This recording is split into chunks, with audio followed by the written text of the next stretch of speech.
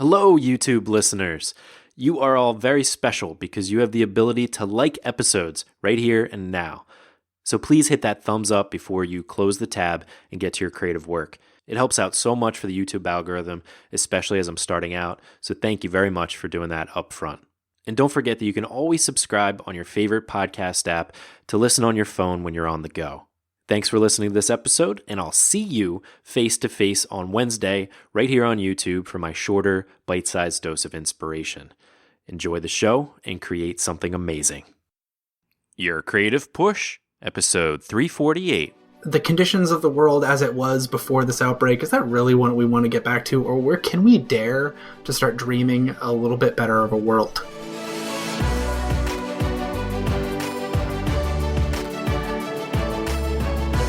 Welcome to Your Creative Push, the podcast that pushes you to pursue your creative passions.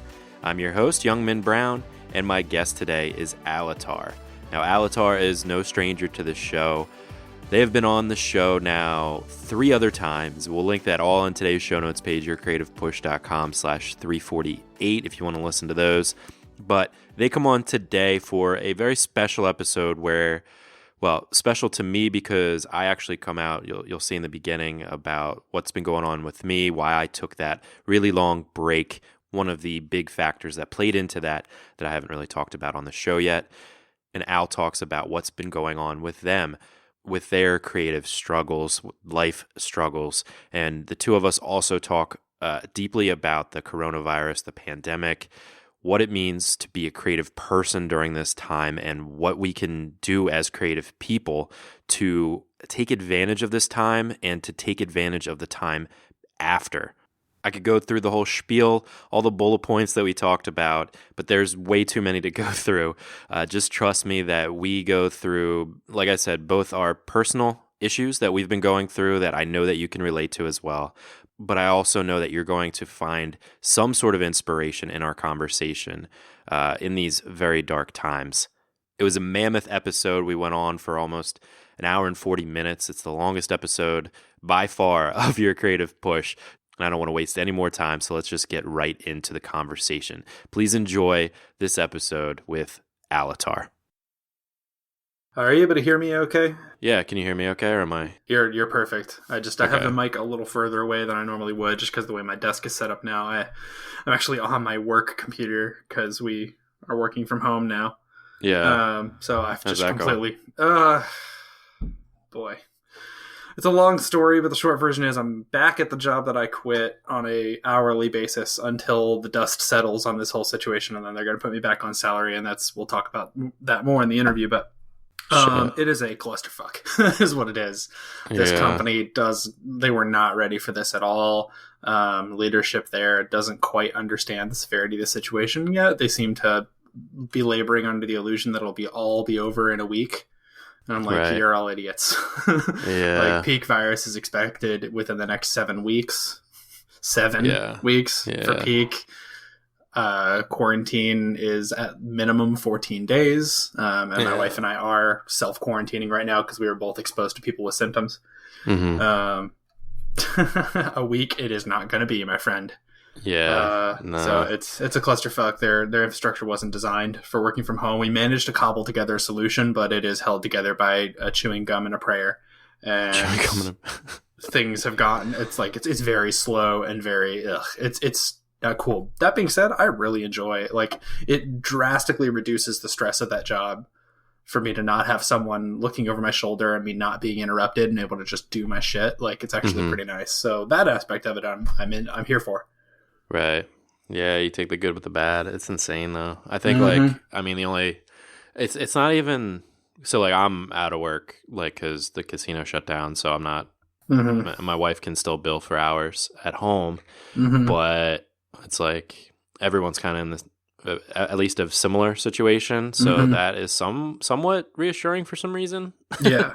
It's, we don't know what normal is going to look like in a couple months, and that's part of why I was like, you know what? At this point, when you reached out before, I was a mess. I was on the tail end of the shit I was going through that got me to where I am now, which is a really great mental and spiritual place. But like, I was still on the tail end of that. Things were shaky, and I was like, I'm not ready to talk about this yet. But now that like I've gone through my stuff and I'm better than I've ever been, and the world's in literal crisis, I'm like, this is a good time for us to talk and try to inject some hope into people. No, yeah. I mean, that's good to hear. So I haven't like told this on the podcast yet, but so like back when I quit the pod, or like, you know, took a break on the podcast, it was like, so my situation was, I don't know. See, I don't even remember the last time we like just talked. My God, I don't know. Because I think I feel like we texted a little bit or like chatted on Instagram, but that was about it. So, my casino in Maryland is opening a casino in Philly. So we bought a house in Philly because that's like been our plan for like 5 years. So my wife got a job up here, and she like, I'm at the house now. Like, it's great. That's all great.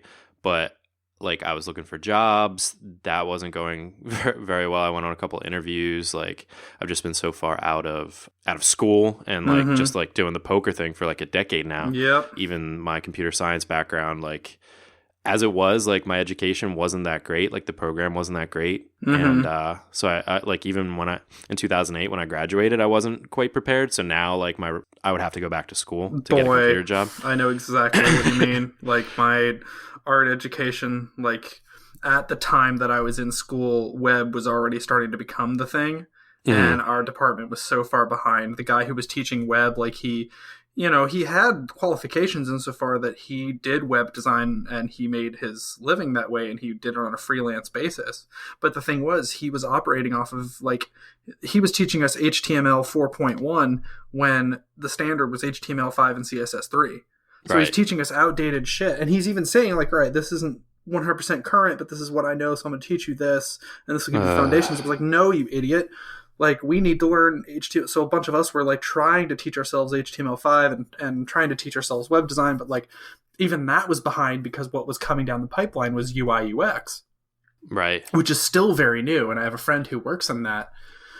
And like, she just figured it out for herself. She stumbled into the job, but it's just like, if I apply to any graphic design positions whatsoever, they all want you to know UI UX, and they all want you to know motion graphics. I have I had a brief half a semester exposure to motion graphics. That's it. And I've never owned the software for it. So like, I haven't had the chance to practice it much. So it's just like, I'm in a very similar boat where like, if I really want to get a job in that field or in the illustration field, like within the entertainment industry, I'm going to have to bust my ass and get my portfolio upgraded, because right now it doesn't stand out at all.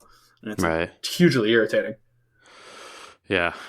So then I was applying to jobs, like poker jobs, like like online poker, because that's legal in New Jersey, blah, blah, blah. I did a couple interviews, didn't get the job. And then I basically decided, because they announced that the casino in Philly would be opening in December of this year. So I was like, all right, let me just like stick it out. So like, that's what I've been doing. I was staying with friends down there and just like commuting back on weekends. And it was like it was really bad at first. Like, I was like so lonely, blah, blah, blah.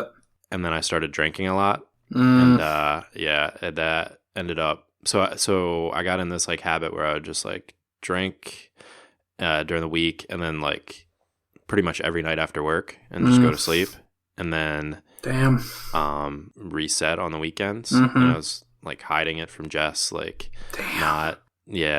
and then there was like one weekend where I forget what happened, but like she had something to do, so like we decided I wasn't going to come up that week. So then it was like 2 weeks straight of like drinking and drinking and drinking, and then it got really scary, like where I was drinking so much that I like I didn't think it was safe to stop.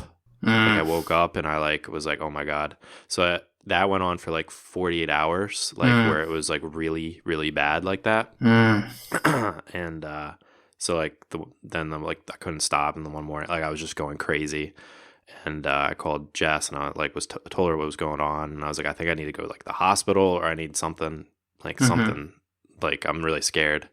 And then, so instead of going to the hospital, I ended up like checking into a detox. And I stayed in a detox for a week, and then haven't drank since. So I'm like going to AA and stuff like that too. But it's like, it's actually like been like really easy to like, so like I've always, like I've mentioned on the podcast, like I've had stints of that before, where I've Mhm. been like living alone, depressed, and like using drinking as a coping mechanism. Mhm. But also like in like social situations, I won't stop. Like I'll just keep drinking. Like I'll get the next. Yeah. You know what I mean? I tend to be. I have one particular group of friends who, whenever we all get together, it's typically because there's a party and there's drinking, and like that's the only environment where I will get shit faced because I'm just like, I feel safe there, and like everybody else is doing it. I'm just like, fuck it. So I will get like fucking shit faced, and what ends up happening is I end up doing like drunk tarot readings for people and like all this other. It's a whole thing, but I know what you mean. It's like there's certain environments where I just I go off the chain with that.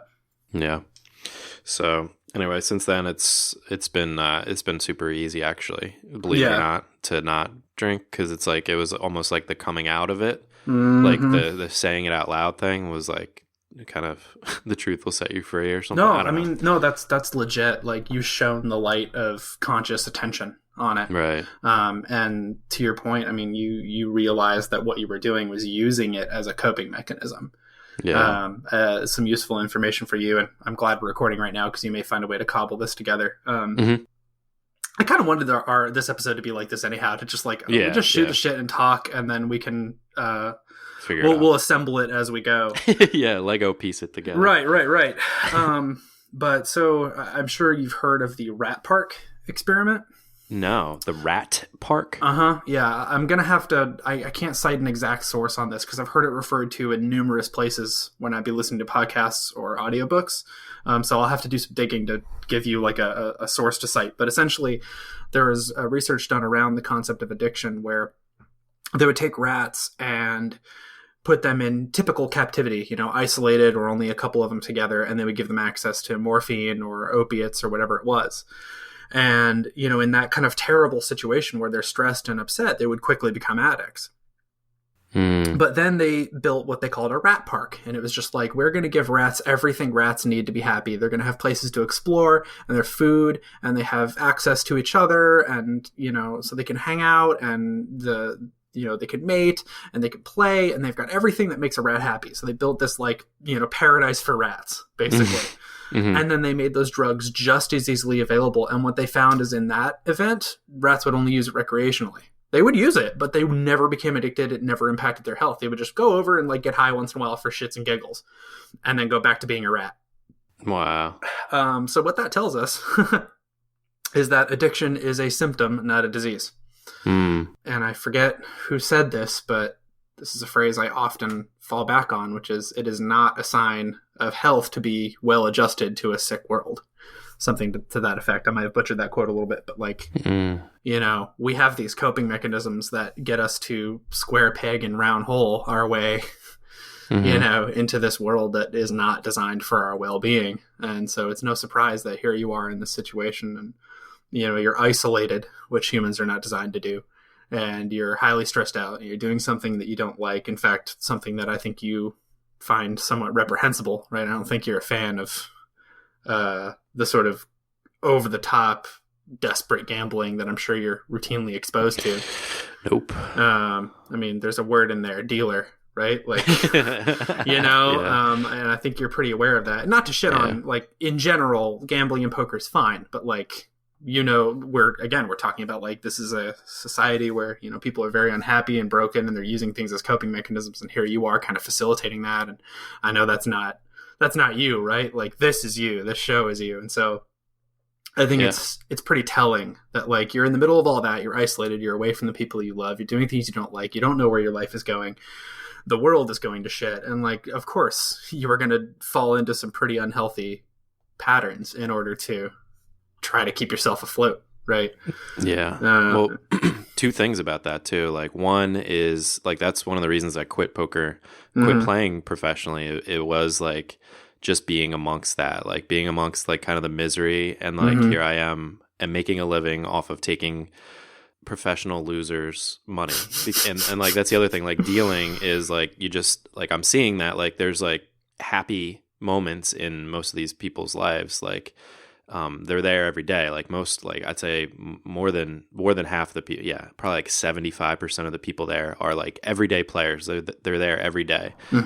So it's like interesting to see because I know that they're all lifetime losers. Only like 5% of poker players are lifetime winners. So like all these people are using like, I guess the social aspect of it, even though it seems like they're miserable and kind of like listening to their headphones or just kind of in their own worlds, just living their lives going and losing at poker all day. Yeah. Where's the disconnect of like, do they realize that they're losing, or like, are they living in a fantasy land where they think that they're winning? That's a common thing that you hear, like, oh, I'm so unlucky. Oh, nobody runs as bad as me. And it's like, yeah, everybody does. Like everybody, you only remember the bad things. And that's like one of the, I'm making a video about this actually, is the idea of like self-fulfilling prophecy. It's like you assume you're going to lose. Therefore you do. Therefore you do. Like this one guy, he flopped a set. He showed me his set. He was sitting in the one seat, sitting right next to me. He's like, I know you're going to kill me. And he just checks it down like to the river. And then like runner flush gets there. So basically he wasn't doing what he was supposed to be doing because he thought he was going to lose. So he's not betting to get people out, people that would just fold to his bet, yet they get to see the next two cards for free, and then they get there even though they would have no business of getting there unless he thought he was going to lose. So it's interesting to see that. The other thing about that is like I think what you said is like totally right, and I don't want to use that as an excuse because like I was saying, like I'm an alcoholic, like I think I've always been, and it's just like a matter of like when it bubbles up too much. So like while this all is going on, I'm also like not loving the podcast as much and like getting burnt out on the podcast and kind of feeling like I'm faking it.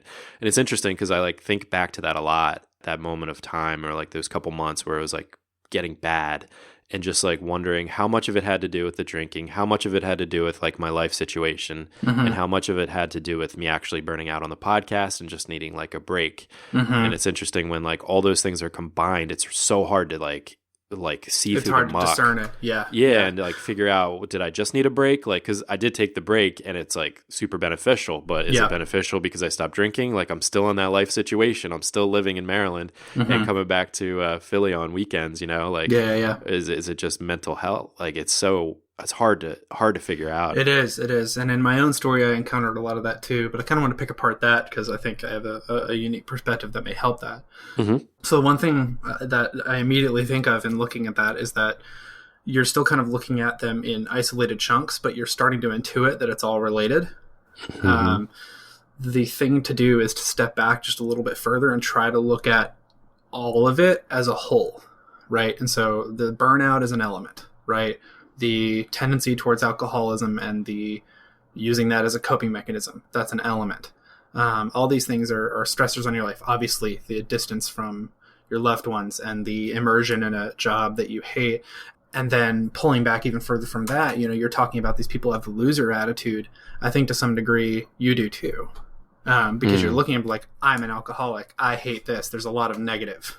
Right? And that's very easy to do. You know, what does Yoda say about the dark side? Quicker, easier, more seductive. You don't have to try to be a negative piss baby. It's not hard. You really don't. And I'm saying that as someone who very easily falls into that.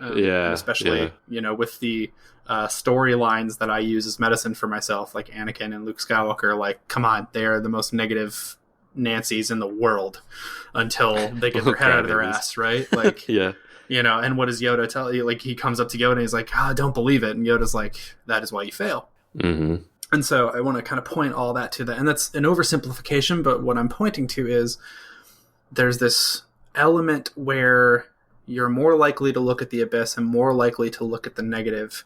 And that sort of attitude, one, it's easy, but two, it tends to stem from some kind of wound or injury or something that is perceived to be missing. And everything else, I think if you look at those as symptoms rather than individual diseases, that's going to kind of start giving you a little bit of a clearer picture of, all right, where do I need to head to resolve all of this? Because it's all tied together in that holistic way, you know. None of these exist in isolation. And I think that's going forward for you, that's going to be your medicine, is like, I need to look at all these things as symptoms. What's the disease? And then I'm going to have to go there and heal that. And that's hard. And I know that's hard because that's the fucking shit I went through. Right.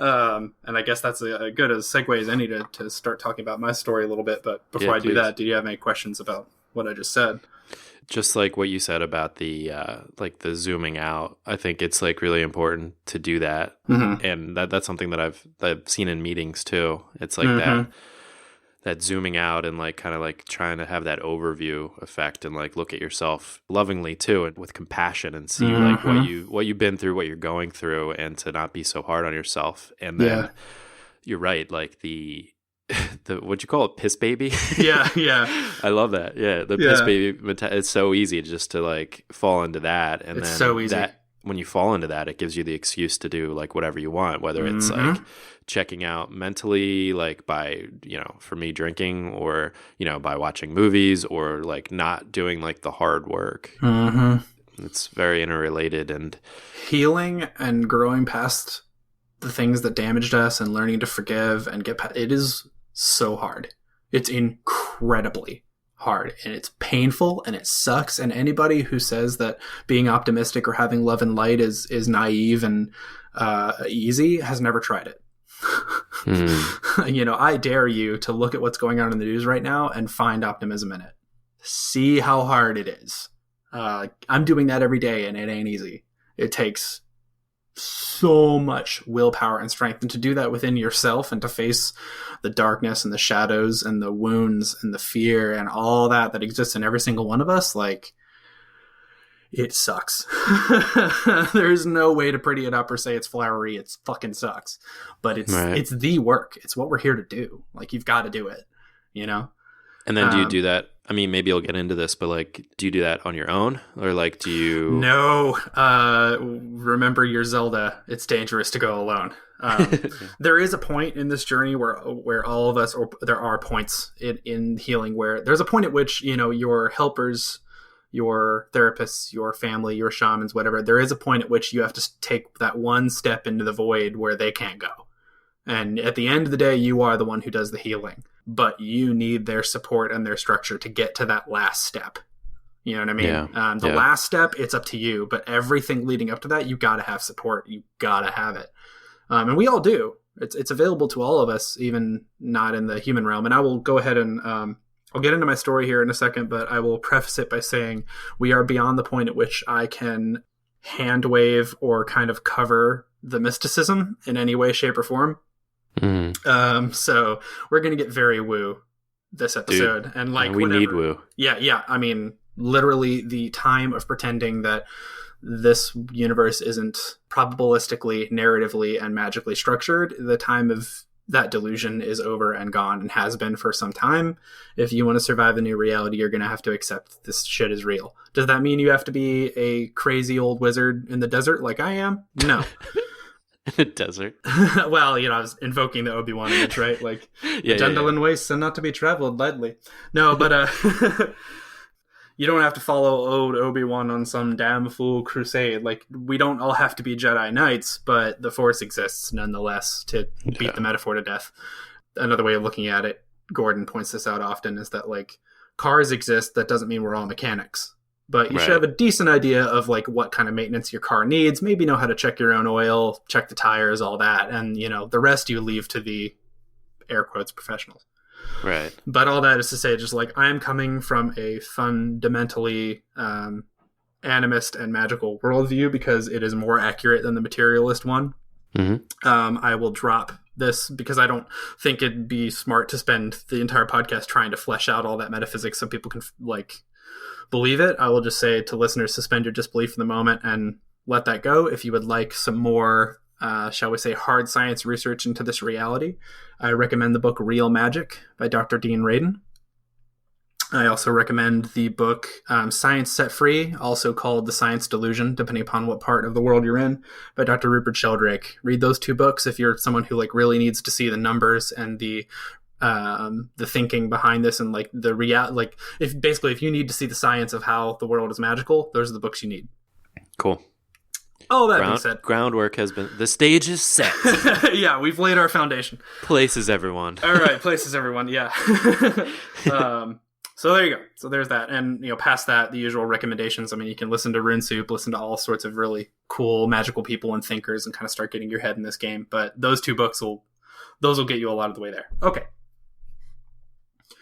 So the best way I can do it actually is kind of to go through my story, and that's a good place that we're at. So like you, I got put through the ringer last year around June. I was working at the shitty job, trying to make the art thing work on the side. My mental health was in a constant spiral. I was operating under the belief that I was either bipolar or severe ADHD, the latter of which is actually probably still true. But, I had incredible mood swings, violent self-hatred tendencies. I felt so driven. I felt like I was, like something was behind me just whipping me, not letting me rest. I was very close to burnout all the time. Didn't realize it because I didn't know what not being there felt like because I've been there so long. When you say something behind you whipping you, what do you mean? Like, it's just a sense of like I was driven. Like I couldn't stop even if I wanted to. There was this tremendous sense of fear and anger that I couldn't let go of. And that kept me overworking myself constantly. I'd be at the job, and the entire time I'm at the job, I'm beating myself up because, damn it, I shouldn't be here. I should be a successful artist by now.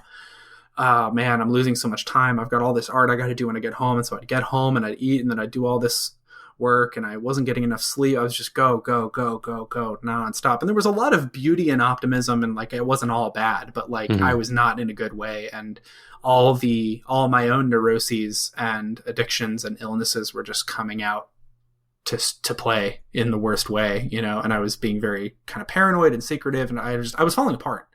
And I was working with I had a therapist, but I was also working with a brilliant shamanic practitioner whose name's Chiron Armand.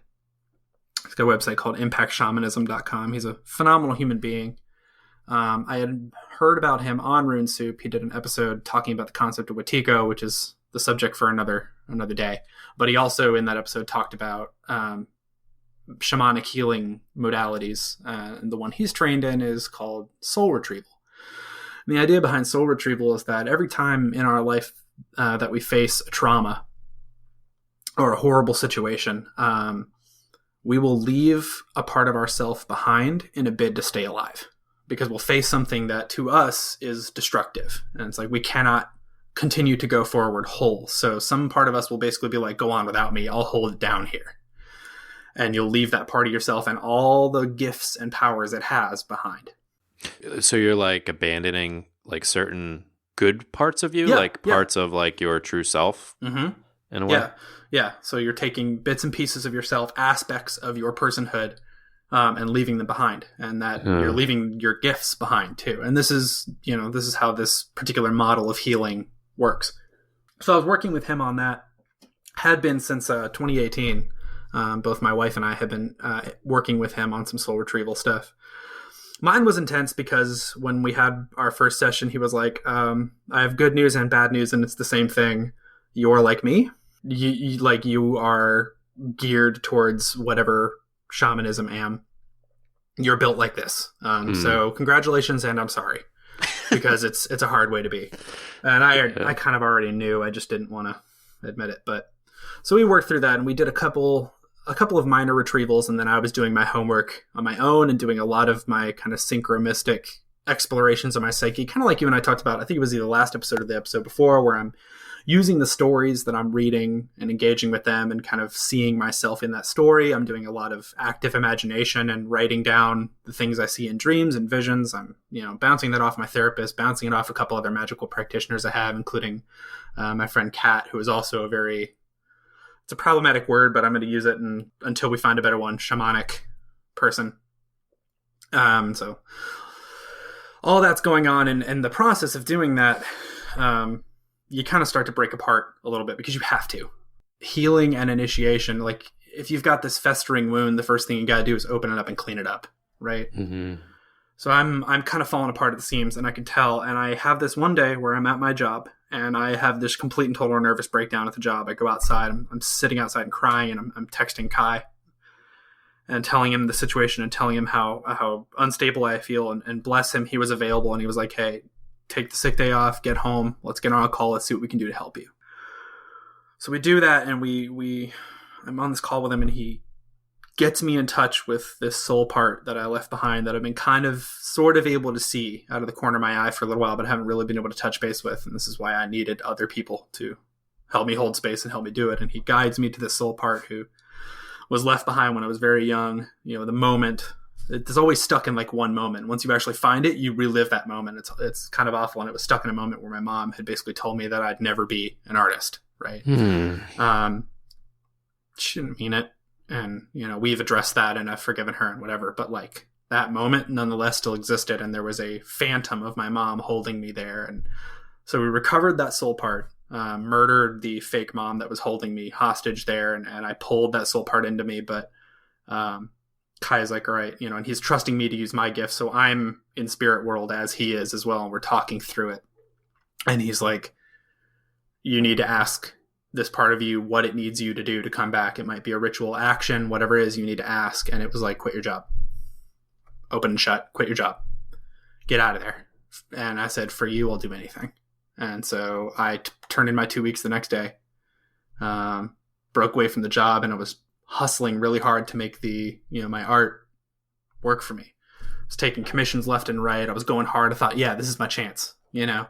And things actually went fairly well for a while. There was some mess around that because I did some kind of deceptive things with the people I'm living with and all this stuff to kind of try and buy myself time to make it work before I had to tell them what I did. And that was a mistake, and I had to learn from that. But that's kind of ancillary to this whole story. But to kind of point at how broken I still was, like here I am, I'm still kind of hiding. I'm still kind of paranoid. I'm still kind of driven, right? I couldn't stop, couldn't rest. And the driven, is that like still that kind of like the whipping that you mentioned before, where it's like, yeah, move forward, but it's not. Go. You have to succeed. You have to win. You have to prove them wrong. You cannot let them win. Like that was it, right? Yeah. And my arm injury, which up until then had been there but manageable, came screaming out of the woodwork. My body knew what I was doing wrong. My arm, I couldn't draw. I could barely hold a pencil. It was awful, and I just completely fell apart. So I fell apart. I let it happen. I just collapsed inward on myself. Ended up getting a job at a restaurant nearby, basically stopped drawing for a while, and I put 90% of my energy into it. I was like, all right, this is it. Either I'm going to heal and I'm going to live, or I'm going to be destroyed. But there's no more running from this. And that was when my shadow part, because there's in Kai's metaphysics, there's not only is there soul retrieval, but there's also what he calls shadow retrieval, which is soul retrieval with teeth. It's parts of you that you left behind that are pissed at you for leaving them behind. It's parts of you that are actively trying to sabotage you to get your attention. And that was that whip driving me from behind. And because I use story medicine a lot in my own stuff, it took the form of Anakin Skywalker. It took the form of this, I'm gifted, I'm special, I'm powerful, and no one recognizes it, no one understands me, and I will prove them all wrong, and I will hold this world in an iron fist if it means I get what I want, and I will not let you stop, and I will use my fear to drive you far beyond what your body should be doing, because I will not let you stop. And that was, when I finally, in spirit vision, was able to turn around and see this figure, like that was the form that my mind applied to it so I could understand what it was doing to me. The fear. Just fear and rage and ambition that was never met. You know, I could be great, but you're holding me back. That kind of thing, right? Which, I mean, that's Anakin up one side and down the other, right? Yeah. And so I leaned into that, and I used the story medicine. I engaged a lot with Star Wars. I did a lot of journeying, a lot of journaling around like Anakin's character and where did things go wrong and how can I heal him. I was going and meeting him, and a lot of that I won't bother going into because it's very me specific. And so I could tell the story and people would be like, what in the blue hell? Like, it won't make sense because they don't have the context and they're not me. But the long and short of it is I spent several months basically just working to heal that part of myself. And it was scary and hard. Kai says that if you're doing shadow retrieval and you don't feel like your life is falling apart, you're probably doing it wrong. And I mean, I was a mess. But slowly but surely he started to come around and started to become an ally instead of an enemy. And I was following Kai and doing the some of the ritual actions. I had to make this like power object that was dedicated to Anakin that I would wear for myself when I was working with him, and all this other stuff. I mean, it's a very big, involved process, and not for the faint of heart. But he started to come back, and as I started doing that, I started feeling like just that pressure let up and let up and let up and let up, and things started getting a little better and a little better. It was still scary, and there was still a cycle of I'd feel great and then I'd feel like shit, and I'd feel great and I'd feel like shit. And I'm glossing over a lot of things happened, and there was a lot of specifics in this time that I don't want to bore people to death by going through, but suffice it to say, I faced every one of those fears and every one of those shadows, every one of those demons. I looked, and I had to see the ways I had been hurt and the ways that I had internalized that hurt and continued to perpetuate it against myself and continue to attack myself and continued to leave those wounds open. I looked at the places the things I didn't like about myself that I pretended weren't there, and I had to look at them. I had no choice. I had to look at how judgmental I was towards others and how I thought I was better than people. I had to look at the way I let my fear control me. I had to look at the way that I would ignore very good advice from other people because I thought I knew better, or because my ego wouldn't let me. Like, all that, I had to face all that shit. and I had to love myself anyway. I had to hold all that and say, I love you and you're valid and I'm here for you and we're going to get through this together. I started writing in a diary, and I would begin every diary entry with, good morning, dearest. Good morning, my love. Mm. And I was addressing myself, and that was hard. It was very hard. I didn't realize I had so much self-hatred, but I did. And in the meantime, I'm using my art. Like, my arm's starting to get better. I'm going through physical therapy and all this stuff. And you'll find when you kind of dive into this sort of mythological way of looking at life and engage with magic, you find that, like, it's all the one enchilada. Everything's tied together, and things in the air quotes physical world will echo things you did in spirit, and things will tie together in this crazy, weird, synchronistic way that will only make sense to you, but you'll be able to see it pretty clearly. And I was having that left and right. I was having these imaginal experiences, and I was documenting them in that red booking kind of way. I was drawing the things I was seeing or writing them down in my journal or whatever, and bit by bit, it all started kind of coming back together. And there was one really big moment for me. This was a couple months ago. I was reading a Star Wars book. Go fucking figure. It was called Luke Skywalker and the Shadows of Endor. I actually have my copy here, and I'm going to read you the passage that kind of like made things click for me as I started to realize, who I am and what I'm here to do, right? So, everybody settle in. I'm going to read you a little bit of a story real quick. Yeah. And maybe this will kind of start tying it together. I'm doing my best to convey everything that's happened, but it's been it's a little over the place, but I'm doing my best. Okay. Good. You're doing good. So this is from Luke Skywalker and the Shadows of Endor. Luke was afraid that the dark really was the truth, the only real truth, that everything else everyone pretended was important was only a deception, a distraction, a game to keep your mind off the eternal oblivion to come. He had spent aeons in the dark, and he knew its awful power. Everything dies, it would whisper forever in his heart. Even stars burn out. But if his nerve failed him now, he'd be leaving Leia in that dark, alone, forever. The dark would swallow her as if she'd never existed. What chance would she have to escape? She wasn't even a Jedi. How could she find the light? Because that's what Jedi do, isn't it? Luke thought. That's what we're for. We're the ones who bring the light. So he gathered his courage and focused his mind to open a channel into the Force, because if he was going to dive into the absolute negation of light, he'd better bring along some of his own. And when I read that, I had to sit with that for like several days. I just replay it in my head. And for context, earlier in the story, in his battle against the villain of the story, he encounters the dark, capital D, in a way that he's never had, and it infects him completely. When he comes out of it, he survives the encounter, but he has no hope left. And he's pretty convinced that the world is meaningless. He's completely nihilistic, and he makes the decision, I'm going to pretend it's not for a while. Even if I can't feel that, I'm going to pretend that I can, and I'm going to keep doing what I would do, because what else can I do?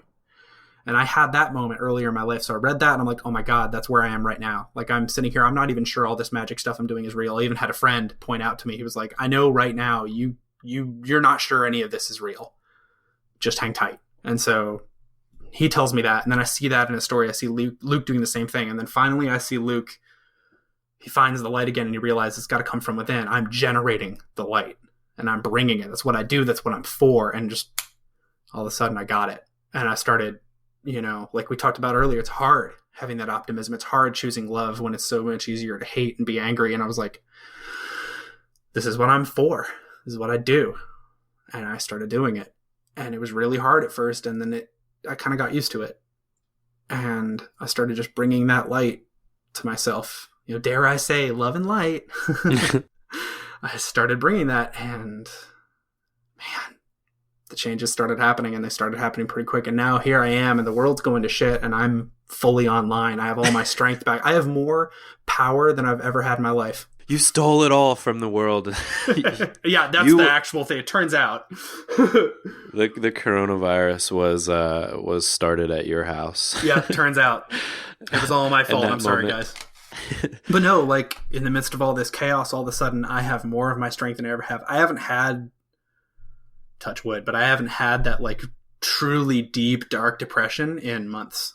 I've had bad days. I've had days where my mental health was kind of shit and I needed to come home and self-care, but like I haven't had a suicidal thought in a very long time, and I don't think I'll be having them for a very, very long time because I don't need them anymore, and I choose to bring the light and I choose to bring that hope. And that's a gross oversimplification, but I hope in kind of giving that kind of 10,000 foot view of the story I went through, like you can see, I had to completely fall apart. I had to go into that long, dark night of the soul where I wasn't sure if I would make it through or not. And by grace of the fact that I had a therapist, a shaman, a wonderful wife, and several supportive friends, and I was in my parents' home living with them, I had safety and security. Kai often says that, there's a time when someone else has to watch your reindeer for a while so you can do what you do.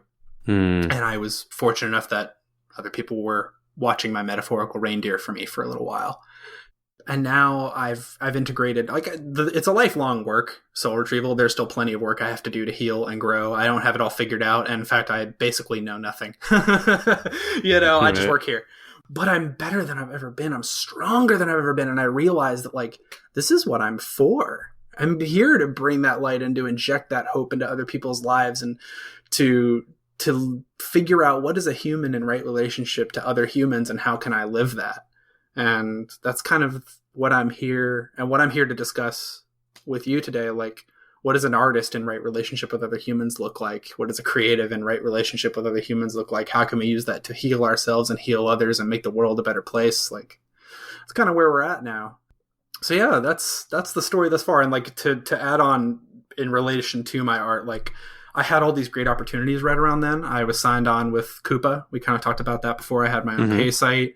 I had my podcast going. I had all kinds of things going for me, and I had to give literally all of it up, every single bit. The podcast is gone because I had to admit that I was overstretching myself by trying to do that and update every week and post daily sketches and do commissions and have a day job and work on myself. Right. Somewhere in there, I also have a wife and cat who need my attention. I couldn't do it all, and I had to make the very painful, I had to give literally all of it up. Backed out of the site, closed the podcast, didn't update social media for a long time, backed out even of Discord where I was talking to people, returned to face-to-face real life for a while. And now I'm kind of slowly coming back online as an artist and posting sketches here and there, but without any of the pressure. Now it's just, I'm doing this because this is a thing I do. Drawing is breathing for me. I have to do it. So I hope that it was a little meandering, but I hope that kind of catches us up to speed and kind of shows you the medicine I had to go through. Yeah, well, before we dive into it, first of all, thank you for being honest and open and sharing that, because I know that helps me, and it's definitely going to help people listening. I hope so. It's one of the hardest things to do, because I know story is so important to you, and kind of the narrative that you not only tell yourself, but choose to live by. That's been such a theme from what we've talked about as we've become friends, through this podcast and had discussions and talked. That story that you tell yourself, whether it's mythical or whether it's the driving force that drives your creativity.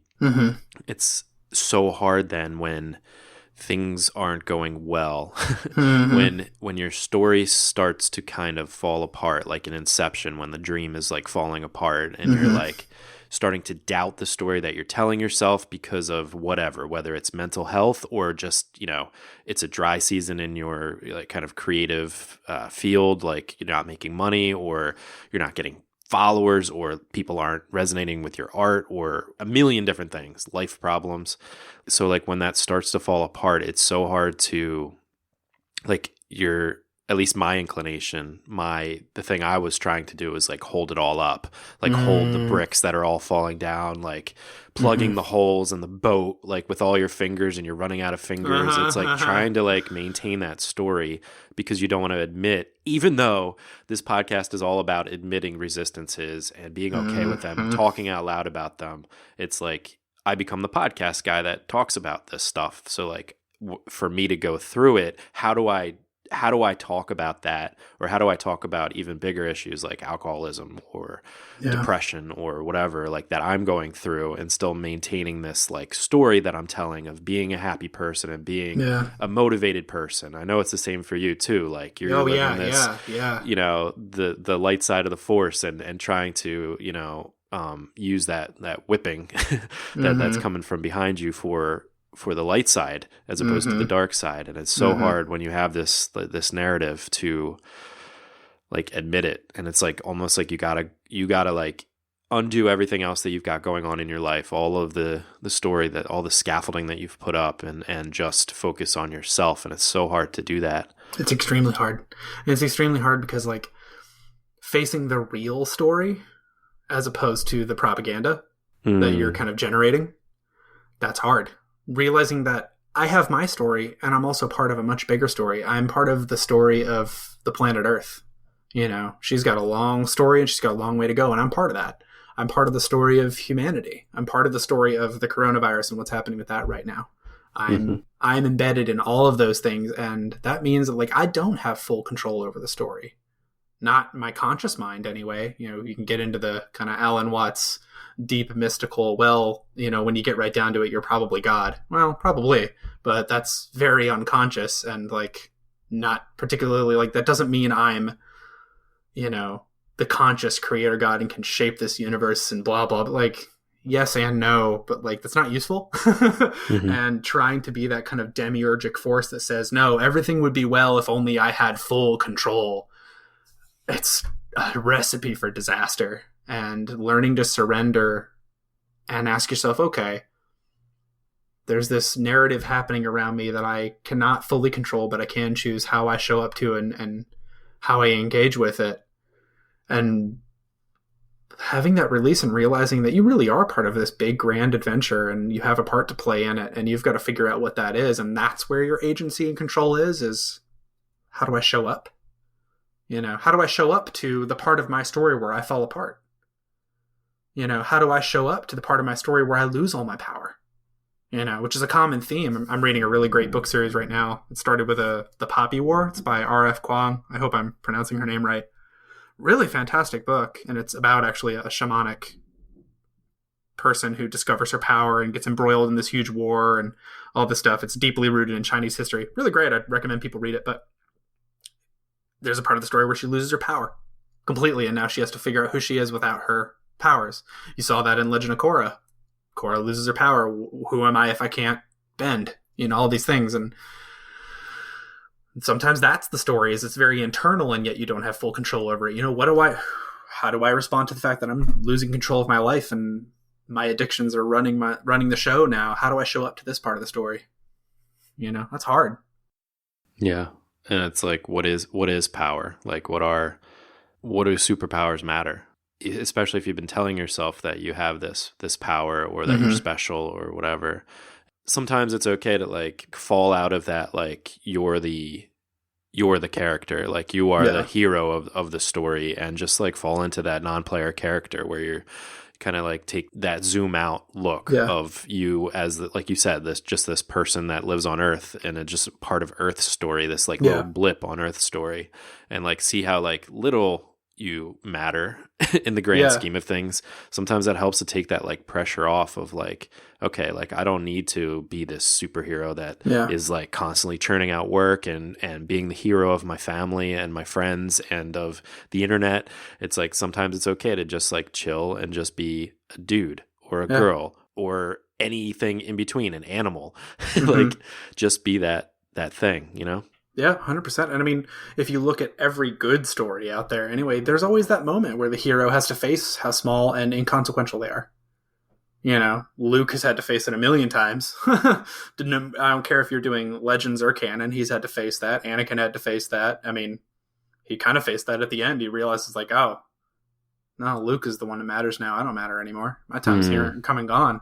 I'm going to make sure my kid can keep going. You know, like there's a point at which the hero faces the fact that they are just one part of a very big story that was here before they were there and will be continue when they are gone.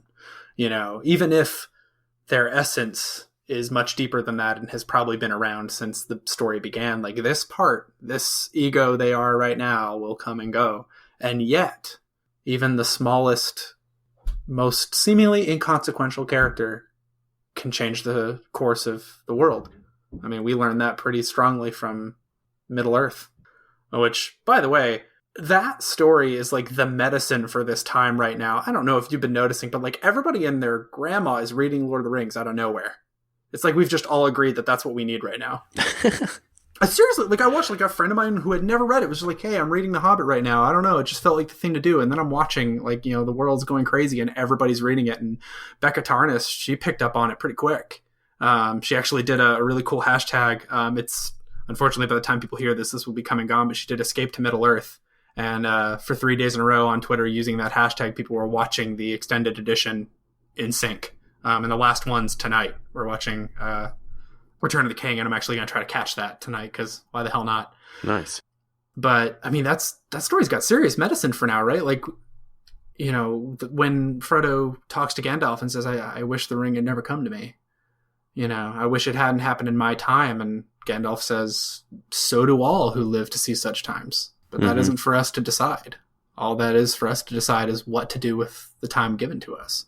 When you look at the Lord of the Rings, you know, Bilbo, I mean, talk about a non-player character in the beginning, right? He's just a dude. He's living in his comfy bag end. He's got his, you know, normal life and his food and his garden. And he's perfectly content and perfectly bored out of his mind, but he doesn't notice that part yet. You know, and then along come these rambunctious dwarves and this tricksterish wizard who, you know, drop kick him into this adventure, and all this stuff happens. And there's one moment that's seemingly inconsequential in all that when he has an opportunity, he could kill Gollum right then and there, you know, and there's no reason not to because Gollum's been nothing but a trouble to him, but pity stays his hand for reasons he doesn't understand. And later on, Frodo makes the same decision and pities Gollum and leaves him alive. And if they hadn't done that, all would have been lost because Frodo loses his resolve at the end and can't destroy the ring. And Gollum, in his zeal to gain the ring back, jumps on his back and ends up falling into Mount Doom and thus saves the world.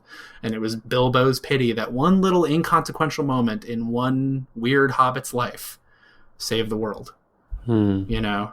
And so even when you are that inconsequential side character who seemingly doesn't matter in your own view, you still might save the world just by one random act of kindness, one little bit of light that you shine somewhere. Like, it's not for us to know that. Right. Yeah. The answer is always go to the light side. Like, and it's interesting when I was listening to you, I was just thinking about the Force. I was thinking about there's a dark side and a light side to everything. Like there's a good and a bad to everything. It's like a coin, and it's how by necessity. And it's how you use it. It's like how you choose to see it. And I can't stop thinking about that image of like the whipping behind you, you know, like where that's like something that we need, I think, as humans, like to have that drive. Like some people don't have that or don't listen to that. And just, you know, which is fine. Like they're perfectly content to just have like kind of like a normal life. But I think people that are listening to this podcast, you know, have something to show, have something to bring to the, like I say now at the end of the podcast, like the universe needs your creations and you are the universe. It's like, it's not just you making things for the world, like to make the world a better place, hopefully, but it's like making things for yourself a better place. And it's like that drive can be negative. Like there's a bad side to that drive when it's like so rooted in ego and so rooted in like being better than everyone. And it's, I don't know. Do you have any like insights on like how to like kind of harness that whipping? I don't know if harness is the right word, because I think when we talk about like light and dark, there's a couple ways you can look at it. I think the world has light and dark in it for a reason. I think it, like, you know, it's ones and zeros if you want to really reduce it, right? Like light implies shadow and shadow implies light. We need them both in order for reality to even function, I think. But I think when we talk about darkness as in like my Anakin shadow part that I had to integrate, that was a sign of I was not well. But I bless Anakin for doing what he did, because sooner or later he got my attention and I was able to start healing. And I wouldn't, if he hadn't driven me so recklessly, I say he as if it's not part of me, but you see what I'm saying, right? Like if I hadn't been that driven, if I had had that drive, I wouldn't have known what I needed to go heal. And I wouldn't have therefore found the medicine that not only healed me, but has now allowed me to help other people by sharing that story. I think you always want to be seeking what is me in right relationship to those around me and to my life and to, you know, if we've talked about ideas as people before, we've talked about the fact that there's a more than human world. Like, what do I look like in right relationship to the wider ecosystem of human and non-human persons around me? What does a healthy me look like? And that doesn't exist in isolation. A healthy me is easy to see. You know, it's that Bible verse, thou shalt know me by my fruit. You'll know I'm healthy if the people around me are benefiting from me rather than being destroyed by me, or vice versa, if the people around me are destroying me. That's not healthy either. Right. So there's not a one-size-fits-all prescription, but I would say like the dark side, the Sith way of doing things, to use that as a, you know, to belief shift to, we'll take that kind of a little bit literally for the moment, which, I mean, Jedi philosophy is essentially like a slightly altered Taoism when we really get to it. That's an oversimplification, but so you can kind of use it the same way. But anyhow, to me, the Sith or dark side way of doing things it's an attempt to, I will not change. What I want is right, and I will take all this pain and hate and rage. I will take my displeasure with the world and I will weaponize it. I will extract from it something useful and I will weaponize it. And honestly, that's a valid way to live. If you want to try to do that, see where it gets you, you know? But I think it is a way that is a way of being that can be very reckless and can hurt those around you. I mean, I did some serious damage to my wife during that time because I was ignoring her needs in favor of mine. I hid and deceived and lied and refused to let people in who loved me. All because I believed that, no, I've got to accomplish this great thing. I've got to prove to them how wrong they are. It was very adversarial. It was me versus them. It was inherently, I was separating myself and isolating myself and cutting things off and trying to rise above and rule and control. And that, if you're asking me, that's not what a human in right relationship looks like. That's not healthy. And I think it's destructive. And I think the ultimate end of that way of being is the complete and total obliteration of the self. I don't think it ends well. I don't think it ends well for anybody. However, there's also medicine sometimes in letting things play out. I had to, like, it took me trying to meet what Anakin wanted me to do. It took me letting myself be whipped and driven until I was so burned out I couldn't see straight for me to realize how unhealthy I was and how I had this wound deep underneath me and how I had left that part of myself behind, and he was pissed about it. It took me, I had to fall, like I had to hit rock bottom, right? That's, you know, in AA, they talk about that all the time. Yep. I had to, that was my rock bottom. That was my moment where I realized, oh shit, like I had to see it through to its natural conclusion for me to realize how unwell I was. And sometimes that's the only way to get there. Yeah. So and that's annoying for people because we want to have this, like, we want to take this scientific, oh, well, if I can just rationally realize this thing needs to happen, I can fix it just by using my rational mind. I can put it back together like a Lego kit. I don't know. There might be people who can do that, but to me, I think narrative is the way it has to happen. You have to play out the story, and sometimes that means, all right, if you're being really driven by that hate and that rage, or that unbridled ambition, or that sorrow, or that depression, or that loneliness, or whatever, the first step is to acknowledge that. And maybe that's all the step you need to do right now is like, the reason I create like it's going out of style, the reason I write like the world's about to end is because I'm scared out of my mind and I'm hurt and I'm alone, and someone hurt me a long time ago. I don't even remember who it was, but somebody said something or somebody did something, and I'm living from that pain. And step one might just be, okay, now I know where this is coming from. You might have no choice but to continue letting that drive you for a while, but at least be aware that that's what it is. Recognize it. Like I had to recognize, oh my God, like I'm not driven because of something virtuous. I'm driven because I'm scared and angry. All right, if that's what I am, then let's sit with it, feel it, let it talk, let it tell you why it is the way it is.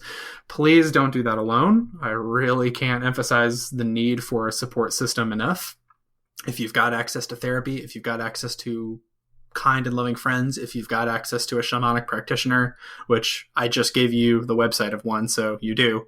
I mean, he has fees, but like, it's, get that support system in place, but then and we have maps. We have other people who've gone through the same thing. We talked about Carl Jung before. His Red Book was his process of going through this shit. It wasn't a prescription for the exact way to do it. And it certainly wasn't a description of it wasn't like a cosmology or a metaphysics you could hang your belief system on, but it was a document of someone going through all this stuff in their own psyche. So like you also have some roadmaps available to you. But yeah, I mean, I would caution against like, oh, I've got this, but I can use it to become successful and get lots of money, and then everything will be all right. Will it? Mm-hmm. Really? Like you really think that's all it's going to take for you to be well? No, I'm not diminishing the fact that we need money, we need a roof over our heads, we need success, and nor am I saying that pursuing, pursuing wealth via creativity is bad. I'm still doing it. I have a Patreon. I'm still going after that. Like I've decided it's more important to meet the needs of my family. So I'm more concerned with making sure I have a job that gives us benefits and insurance and all that. But like, I ain't stopped trying to make money with my art, but I would beware of that kind of empire thinking. That's like, I have to extract the utility from this and turn it into something profitable that gives me power. Do you kind of understand what I'm trying to say by that? 1000%. I would be cautious about that because I don't think that's what creativity is for. No. And that's, I think, what has hurt so many of us with creative heart is that we've been colonized by this empire thinking, this, capitalism's, there's a lot of problems with that term, but we'll go with it for now. This capitalistic thinking of art is only real if I can make money with it, if I can pay my bills with it, then I will be a true artist. Then I can consider my creativity valid and purposeful, or then I'll finally have time to do it because I'll be making money with it and I don't have to do this other thing, and all this, like, that's real. And I still would really like to get there. But like, I think we have to take one step back and interrogate, why do I feel that's the only way that my impulse to make beauty will be valid? I think there's medicine in sitting with that question and seriously looking at it and be like, and how many capitulations, like at what point, how many times am I willing to, for lack of a better term, sell out until I'm actually making the money I make? And will I really be happy? Like at the other end, like that was one of the things I had to run into, is that the things I was doing to get viewers and to, make the money with my artwork, I was making a lot of compromises, and compromise is part of life. So you can't look at that in a black and white way that says, oh, it's always wrong to draw things just for the money. That's not true. But like, I kind of stepped back and realized I was doing a lot of it. I was doing a lot of compromising to the point where I was so far away from the creativity I actually wanted to do that it wasn't coming from my heart anymore anyway. Yeah. You're going to have to sit with that, and there's no one size fits all. And it's really frustrating. I know we all want that like BuzzFeed article that says, here's 10 ways to become a successful artist. I'm sorry, it's not, nobody's story is the same, but you might find some models. I don't know. That was a little rambly, but I hope that. Well, I'm right. I'm right there with you on that whole thing. Like, it's not the money isn't the thing that makes you, like, getting money from your art or your creativity is not the thing that validates it at all. And No. and most times, it, like you said, when you're making compromises, it's the thing that makes you hate your art or hate creating, because it's not like coming from you. It's such a tricky thing too, because in order to have more time to get to your art, you sometimes need to make money so that, you know, because otherwise you need to get a job. And it's like an icky thing that we don't necessarily have to try to delve into right now. But like, I think in terms of like self-healing through your art and through your creativity, and to, like you said, it's really important to have family and friends to help you if you're going through some shit, or if you just happen to be going through some kind of mental difficulty because of the being in quarantine and like not having a job, or like all this shit that you can't, like we said before, like you can't fix that problem. It's like, it's the world around you. To use your art and your creativity to help you to dig deep into yourself and figure out like what you think about the world. Yeah.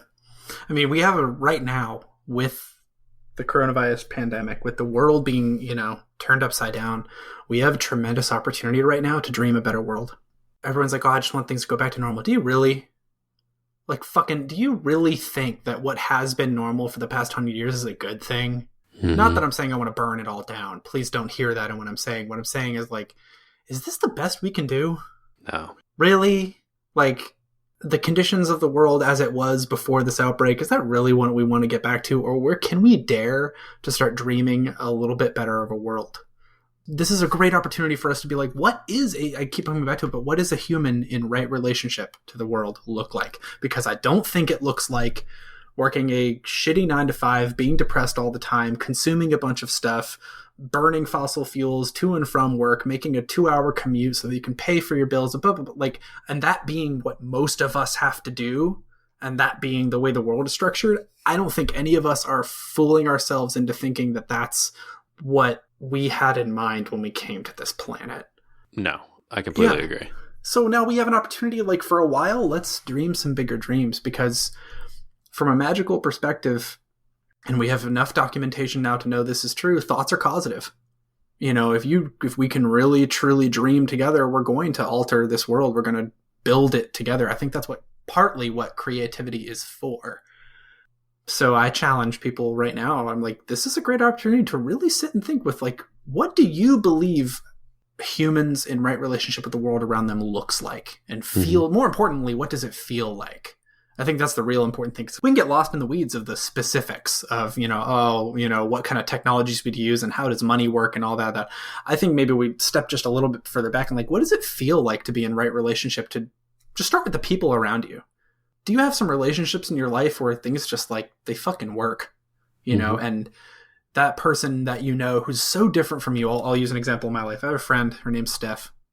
She is a project manager through and through. She's very organized, she can draw up a timeline and set deadlines and, like, break everything down into actions. She can look at what is required and isn't required to accomplish a thing. Like, she just does that like breathing.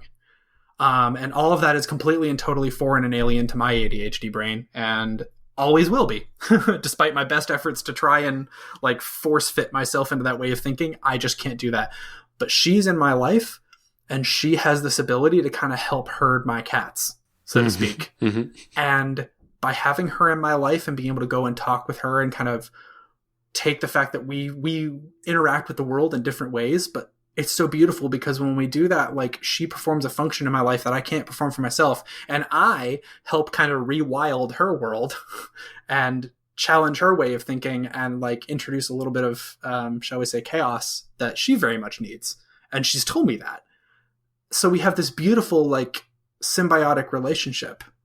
And I'm so grateful for having her in my life because she's not like me. And so we have this cool little ecosystem together, and, like, going over to their house is always so medicinal and wonderful for me because I get to encounter this way of living that's not quite like my own, but we interface well, you know? So that's kind of one example. Like, can you start thinking of the people in your life who maybe bring things to your life that you don't have in a way that makes you better and maybe start thinking, what do I do for other people? Like, how does my life and my way of being, how does my crazy artistic brain make other people's life a little bit better?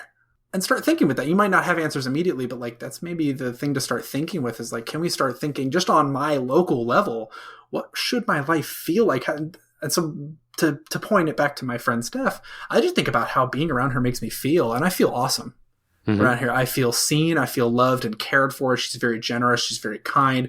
But she's also, sometimes she could call me on my shit in a really beautiful way. And like, she's so kind and caring about it, but she'll be like, I don't know, Al, like I don't know if I can think about it that way. And here's why, or I think you're maybe getting stuck on this point, or, you know, you've got all these great ideas, but you're trying to do all of them at once. And I'm just going to point out that you don't have enough hours in the day to do that, you know, and she'll force me to kind of come back down to earth in a really powerful way. And it feels so nice. Like, even when it's difficult to be around her because of the differences, I feel healthier for that influence in my life. And so I think really thinking about like, how does a good human life feel, you know, or what stories, coming back to Middle Earth, like I think a lot of people will look at the hobbits in the Shire and be like, man, life should feel like that. Or what does it feel like to be in a fellowship of these groups of people who are from these different ways of life and somehow manage to kind of all come together and take care of each other? What does it feel like to, when you're in your worst moment,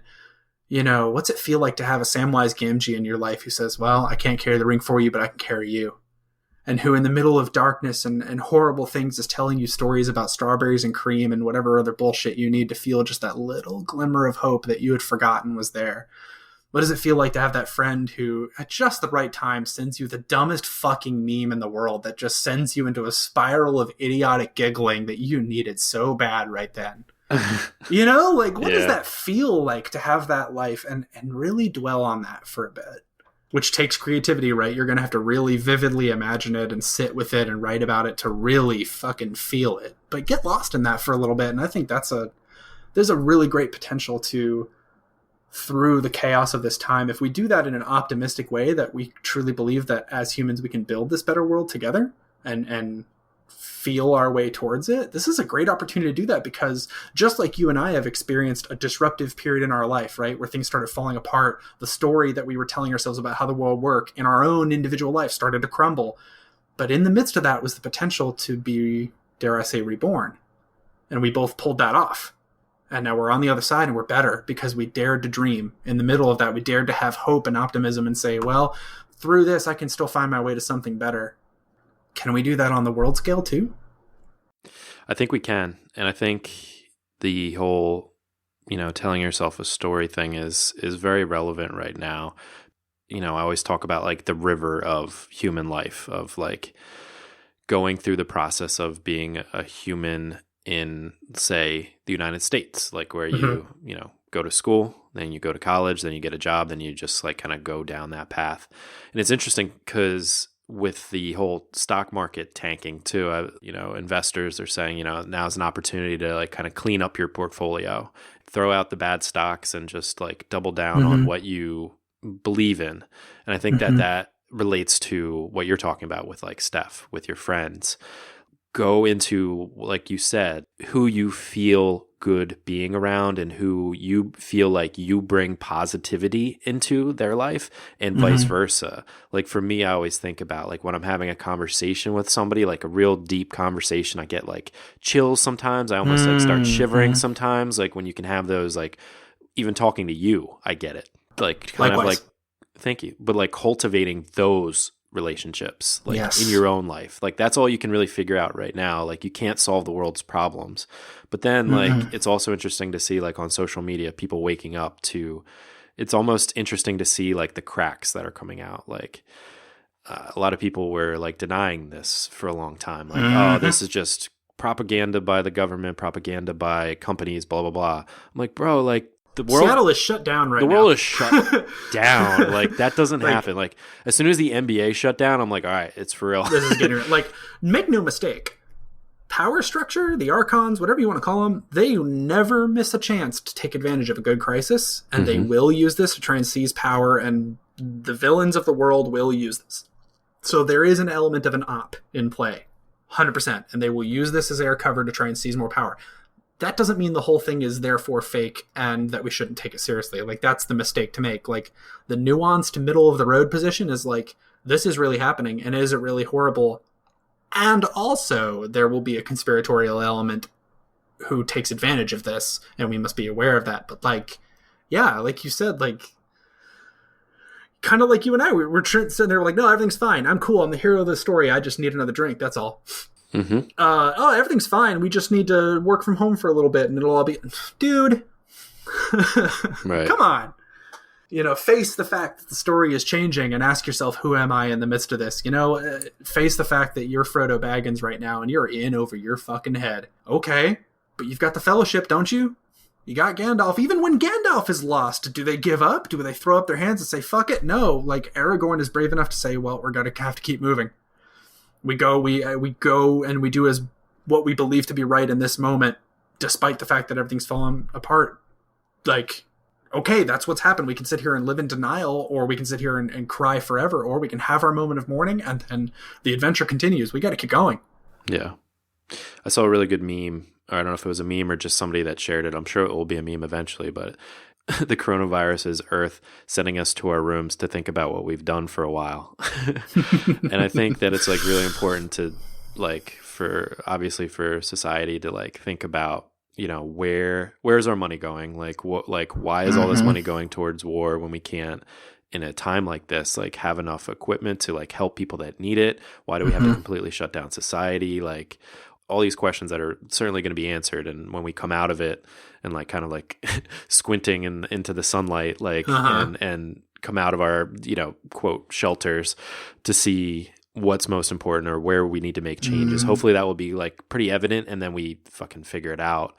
But also like all you can do now is like we're talking about is take analysis of your own life and your own like resources and people and the things that you're bringing into your home, into your brain, into your mind, and like find a way to have a positive outpouring of the things that are most important to you.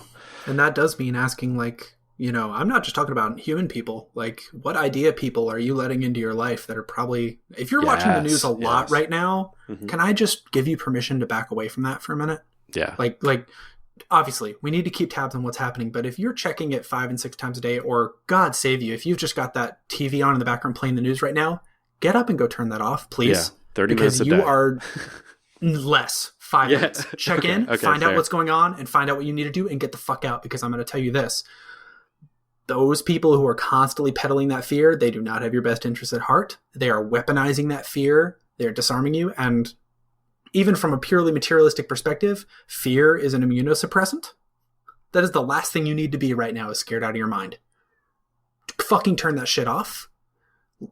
Let's ask ourselves what idea people and what feelings and what stories, like what's really in your life? And are they benefiting you or not? You know, is being on Twitter a lot doing you a lot of good? Are you really getting value out of that? Today is a good chance to kind of really step back and say, what in my life is actually bringing me value and making me better, and what is actually degrading me? You know, another really great medicine for this, I read a phenomenal book. Do you listen to the Minimalists podcast at all? Yeah. Oh, God, I love those two so much. Yeah. Joshua and Ryan they're real ones. Their book, Everything That Remains. Have you read that? I haven't, no. Dude, do yourself a solid. And listeners, please pick up that book. It's a quick read. It's Joshua's story of how he became what he is. And, you know, I absorb information best in the form of narrative. And I know a lot of people are the same because it actually makes you feel it as opposed to just process it intellectually. And that was the thing that made minimalism, shall I say, bioavailable to me, was experiencing it in his story. But his story is like shit going wrong and things falling apart and him getting rid of everything and then figuring out what to bring back in. It's so beautiful, and figuring out what actually mattered to him and actually brought value into his life, and the places that didn't bring value, and like realizing that, you know, I have all these things that I think I love, but actually they're just pacifiers. They're just binkies I chew on to make myself feel better. You know? And like, that's hard, but like, this is such a great opportunity. A lot of us are stuck at home. We have nowhere to go. We have all the time in the world to sit, think, daydream, write, to take things out of our life and put them back in and ask about how does this make me feel and how does this make me live. And I mean, what a tremendous opportunity. And I think everything that remains and a lot of the minimalist work is really great. Or KonMari, Marie Kondo's stuff. Mm-hmm. The simple magic of tidying up. Like that's also like, it's the same thing. It's a really great resource of like, really, we can sit with the things in our life, the stories in our life, the media in our life, the people in our life, the possessions, where we live. What does your space look like? What kind of story? I actually went through this. So a friend of mine, she recently got fired and she was about to lose her shit. And I don't know if she would have survived the night if I hadn't gone over. But I was like, hey, girl, you've got a chance to rebuild your life from the ground up right now. So let's start with your living space. Can we look around at your desk and your shit? And what kind of story does this living space tell you about the person who lives here? And she was like, it tells me they're a slob and they're not focused and they don't really care. I'm like, all right, so what kind of story are we going to tell now? I was like, how about we tell the story of someone who's got their shit together? What does that look like? And we started like deep cleaning and organizing. She got rid of like 2/3 of all her shit that was laying around and gave me a bunch of her old comics, but that was cool. Like we organized her space, we cleaned, we vacuumed, we put everything in its right place. We did all the dishes, we cleaned the place up, made the place look banging, you know? Mm-hmm. And she's kicking ass now, man. She's taking commissions. She's doing a lot of work from home. She applied to like 30 jobs in a handful of days. Like she kicked the shit out of that, oh, I'm helpless, I can't do anything. And now she sees herself as the hero and she's telling this new story about herself where, you know what, I'm someone who's organized. I track the things I need to track. I've got an Excel spreadsheet where I'm watching all the, you know, income I've made. I'm setting aside 10%, blah, blah, blah. You know what I mean? Like, and it all started by let's rearrange the space to tell a story of someone who's got their shit together. That's powerful. That's fucking magic. Open and shut. You're at home. Look around the space. What kind of story does your space tell you about who you are and what you value? And if it doesn't line up with what you see inside of you, well, as above, so below, as without, so within. Let's tell a new story with your space. There's a great creative opportunity right there. And let me tell you, it's fun as hell because I've done it too. It's so fucking cool to just like tear down your space and say, all right, who the fuck am I and what do I want this to look like? And mine started actually towards the tail end of all the stuff I was going through. I had this dream where I was going back to school and I was like moving into the dorms. And there was even a pretty cool gender aspect where I actually tried to move into the girls' side first, but I was like, you know, there's not really a space for here. And I don't quite feel like I fit here. So I head over to the guys' dorm. I'm like, this isn't quite right either, but it's a little closer. So sure, there's an empty room here. I'll move in the guys' dorm. And I move in and I get to my living space and all that's in there is a desk. And I realized I didn't bring anything with me. It's just the desk. All I've got is the desk. And I felt so happy. Nice. I was like, fuck, yes, I get to start all over. And then later in the dream, I'm sitting there and talking to the other guys in the dorm space. We're kind of introducing ourselves to each other. And I'm like, yeah, you know, my wife and I decided that I had never had the opportunity to live on my own and I hadn't really figured out who I was. So we decided I'd go back to school and we decided that I'd kind of rebuild from nothing. And so here I am. And, you know, I woke up from that dream. I was like, well, that's a true dream because like, that is true. Like I moved straight from living with my parents to living with my wife. And now I live with my parents with my wife. It's weird. But like I never had that chance to be myself. And I accrued all these stories about how I should live from my parents, from my friends, from the media, whatever. And I just kind of like cobbled them all together. And I never really took the time to start at zero. And so towards the end of my whole experience, part of my medicine was that minimizing was just like, all right, I'm going to grab everything I think is my life and yeet, and it's all gone. And all I've got is the desk. Yep. And I'm going to decide what I'm going to put on the desk and what I'm going to keep. And it wasn't quite that radical, but like that was the idea. Yeah. And I mean, if there's ever been a chance for that, we're looking at it. And I firmly believe that if each of us does that on the microcosmic level, we're going to see the same thing happen on the macrocosmic level. We're going to see the same thing happen in the world where all of us collectively are sitting there and saying, who am I and what do I want to do with life and what beliefs, possessions, people, relationships, ideas, stories are no longer serving me, and kind of let go of them and start telling something new. Like, I love it. Yeah. It's like the soul retrieval thing you're talking about. It's like, but it could be a really good thing, like a possession retrieval, but don't retrieve them. It's like, just leave them behind, shed them like a skin. And then, on your way back, see what's like most important. Because that's the other angle of it. Like, not only do we leave parts of ourselves behind, but we also, you know, think of yourself in a flow model perspective. Like, don't just define yourself by the self you see in your mind and the ideas you have, but like, look at the things that are attached to you. start looking at yourself as an ecosystem. What else is in that ecosystem, and does it belong anymore? Maybe you need to rewild a little bit. Did I bring this up before when they introduced the wolves into Yellowstone? I know this, but I don't know if it was via discussion with you or not. Well, we'll touch on it briefly. So they introduced, I think it was just 3 wolves into Yellowstone. At the time, the ecosystem was like wrecked. Mm-hmm. And just by introducing those 3 predators and the smell of those predators, it rebalanced the entire ecosystem. They called it a trophic cascade, where like one new thing introduced rebalanced the whole thing. So this is an opportunity to say, is there anything I need to get rid of? Is there there's some wolves, air quotes, that I need in my life that it's time to bring them back? Who knows? And it's going to look different for each of us, but it's that same thing. Like that one small change that seems like it doesn't matter. Like one of my small changes was, one of the rules for myself now is if I eat something, I go and I wash that dish and put it away immediately. I don't set it out to dry. None of that. I wash it, I dry it, I put it away. My wife hates me for doing that, for leaving it out. Okay, well, Youngman, cut that shit out from now on. Right. You do the same thing. Do the same thing. Dude, I'm going to tell you, it's the smallest thing, but if it doesn't make me feel like I've got my shit together, I don't know what else did. Mm-hmm. And it's so simple. It's like, all right, I've had one bowl and a spoon. It's going to take me less than 5 minutes to wash the thing, but I go and I wash it and put it away. And now I'm telling a story about myself that I'm a person who doesn't leave things half done. I don't leave things sitting out. I put things away when they're done. And it sounds so silly, and it sounds like someone's being so fucking like your mom's telling you, now put your stuff away. Yeah. Okay, I get that. But mom's right. It sucks, but mom's right. And so the point is that had a trophic cascade on the rest of my life. So I started doing that there. And now it's like, when I take my clothes off, I don't just leave them on a pile. I put them on my hanger because it's going to take me the same amount of energy. And now there's not all this stuff laying around, and it feels kind of nice. But all it took was that one thing. I reintroduced that wolf, and all of a sudden my whole personal ecosystem is different because of that one shift. Right. And it's interesting too, like you were talking about with Bilbo, and with like a minor character doing just one act of kindness can save the world. It's kind of the same way, where one little thing can change your entire perspective. Making your bed in the morning can just change your entire day because you feel like you accomplished that one thing, and it builds on, more and more accomplishments. And I think it's cool to see that, but it's also important to not necessarily like track it too much. Like, how did this one simple act that I did, how did that affect my sales? Or how did that affect? Because again, then you're just getting into that extractive, quantified, that's empire thinking, man. You're just trying to turn everything into dollar signs. Fuck that. Right. Pay attention to it from a narrative perspective instead.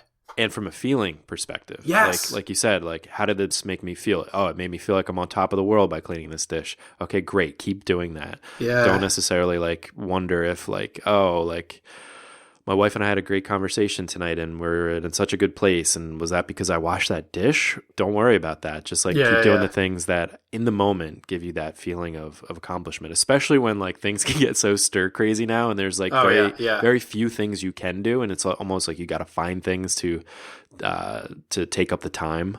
Like when you're home, it's just try to be in that positive, like loving mindset. And hopefully like everything else kind of falls in line. Yeah.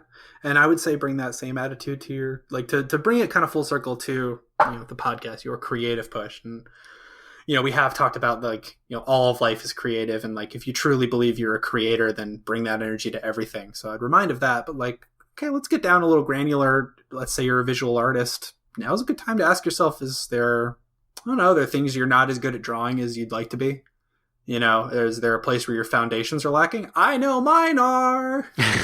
I've had to look really hard at some of the mistakes I've been kind of quietly hiding in my art. And I'm like, well, it's time to get back to basics. So I'm doing a lot of like basic shape construction and trying to clean up the economy of my strokes and all this stuff.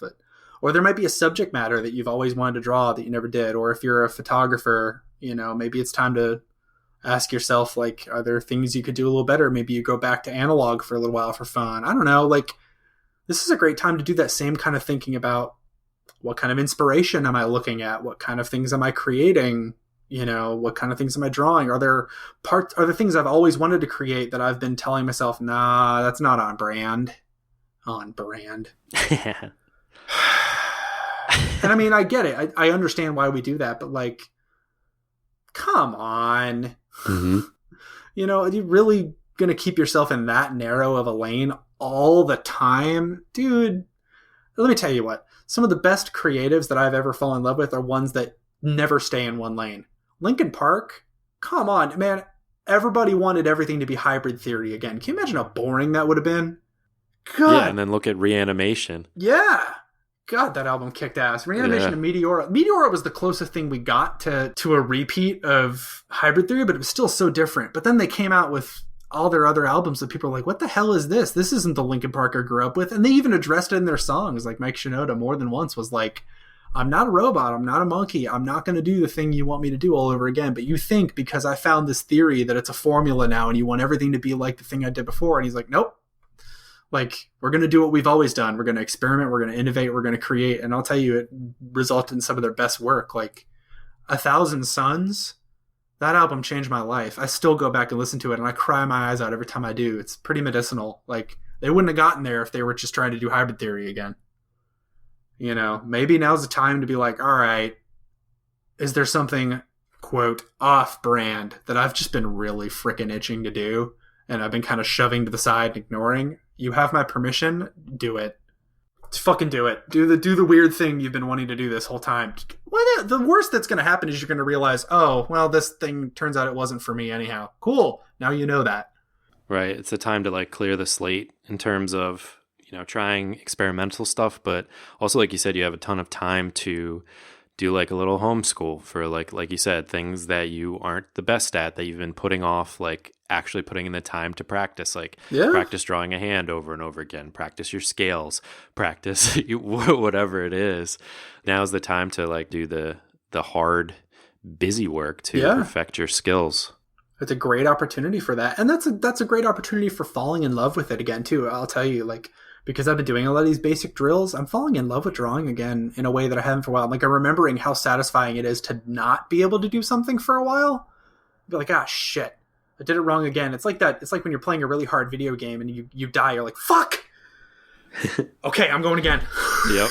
You know, like you double down and you're like, okay, I'm going to take 5 minutes. I'm going to cool off. I'm going to stop being angry. I'm going to do this again. And then there's that moment when you finally nail it and you're like, shit, yeah.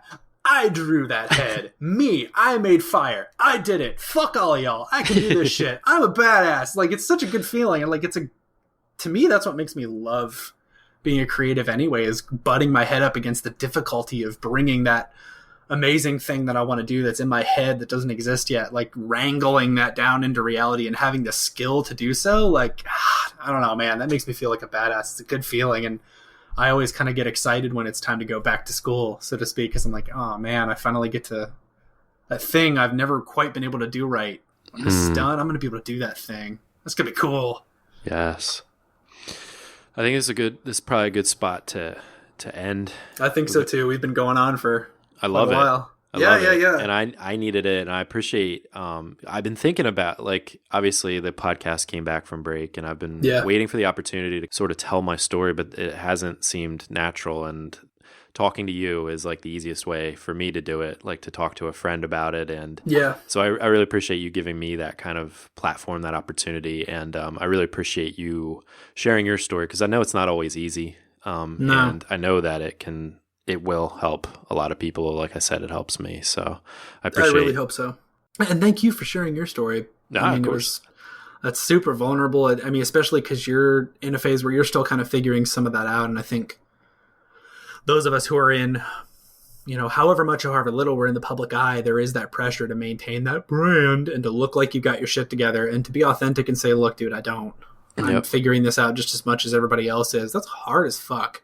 But I think that's what we need, because if there's anything that needs to die, it's that veneer that we all put on. It's that perfectly curated self that we present to the world, and that we expect everyone else to give that same presentation to us. We've got to return to the real. And I think this is a great way for us to start doing it, through these conversations and through helping other people find the medicine they need through the medicine we found for ourselves. So thank you for sharing yours with me and for giving me an opportunity to, by both of us sharing it, maybe both of us can get a little bit of medicine from each other's story in it, and maybe the listeners can as well. I hope so. Yeah, I mean, always promoting share the ugly side and share like your bad drafts and your bad drawings and your mistakes, and in life too. Don't just have that perfect Instagram feed. But when it comes, all right, put your money where your mouth is, Youngman. It's tough, man. It's tough. So I know.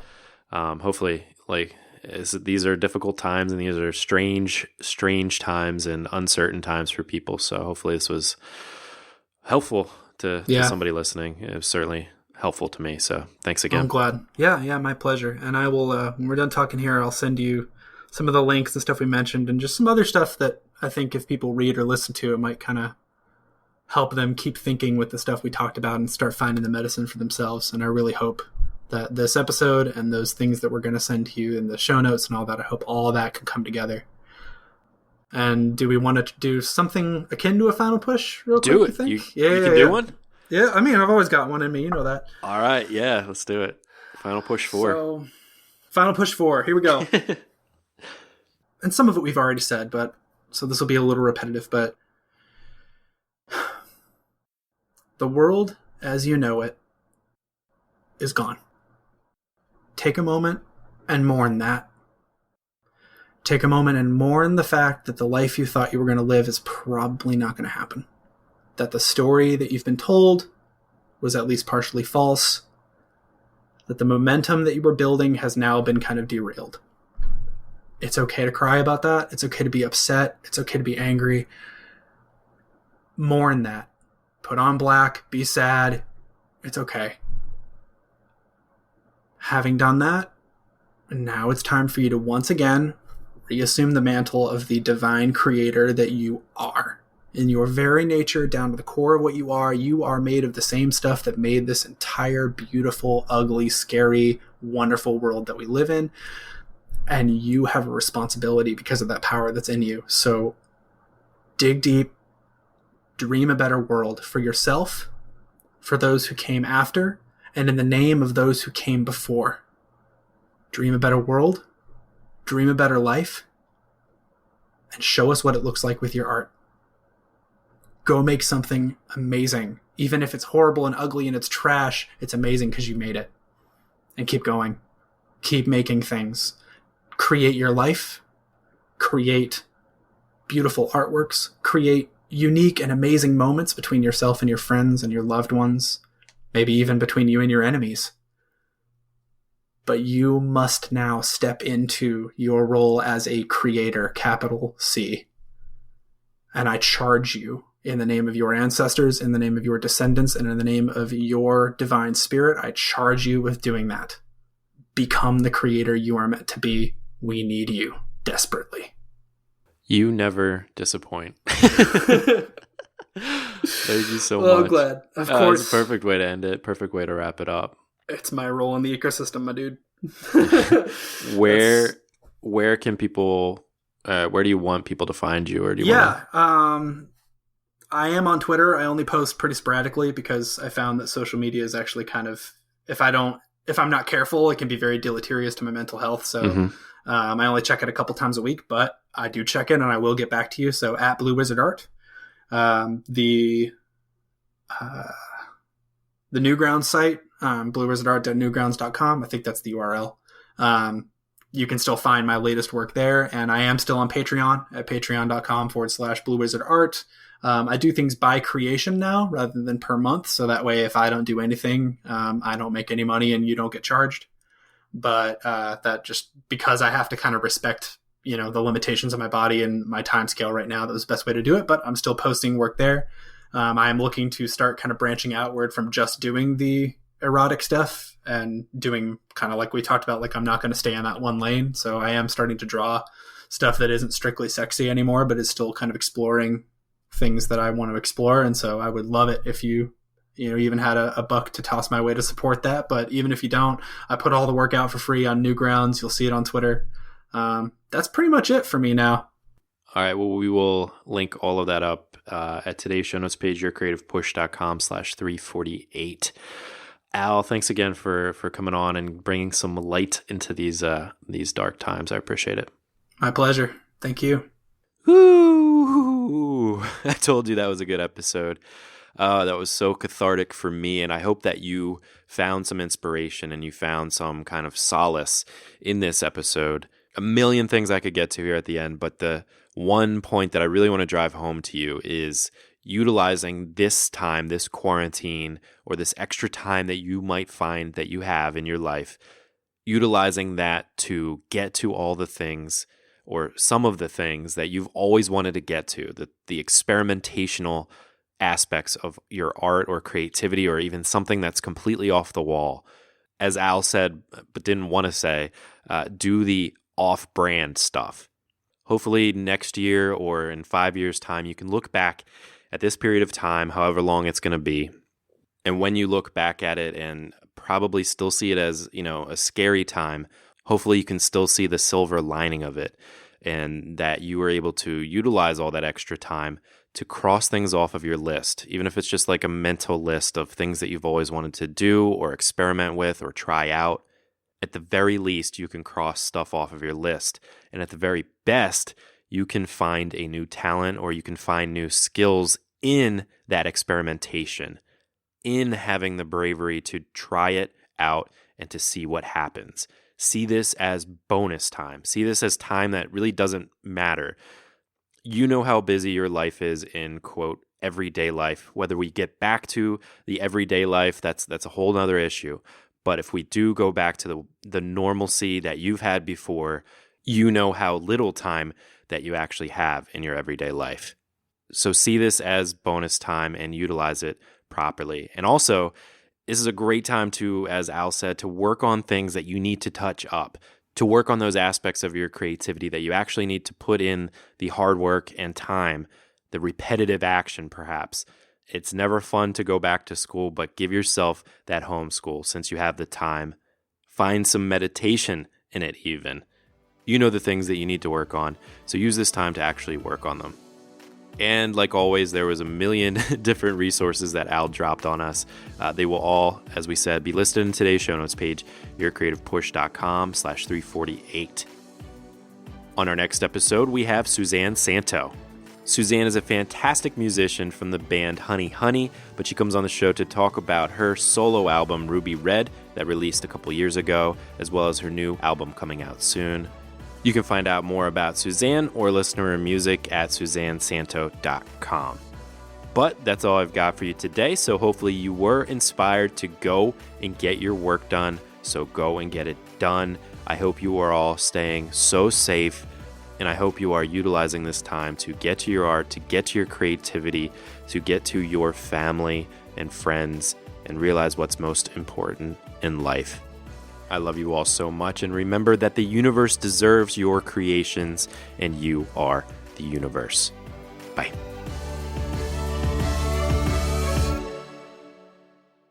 Hey YouTubers, if you like this episode, I handpicked another one for you.